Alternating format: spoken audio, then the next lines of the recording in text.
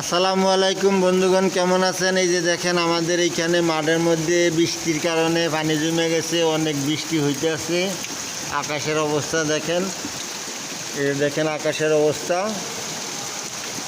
এ দেখেন আমাদের মিরপুর এলাকায় অনেক বৃষ্টি হইতেছে।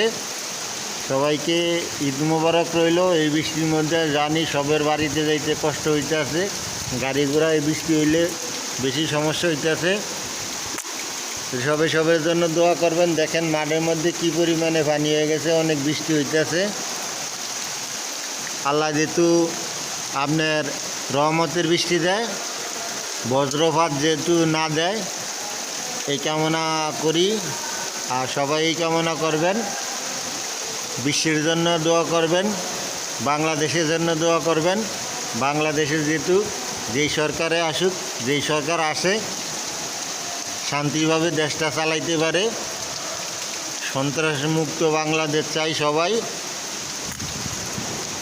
এই সবাই ভালো থাকবেন, আল্লাহ হাফেজ। এই যে অনেক বৃষ্টি হইতেছে বা খারা দিলকে দেয়, আকাশের অবস্থা খুবই একটা ভালো না। এই যে দেখেন আমাদের এইখানে এখন মিরপুরে অনেক ভয়াবহ বৃষ্টি হইতেছে, সবাই দোয়া করেন। এই দেখেন মাঠের মধ্যে পানি জমে গেছে। সবাই ভালো থাকবেন, আল্লাহ হাফেজ, আসসালামু আলাইকুম।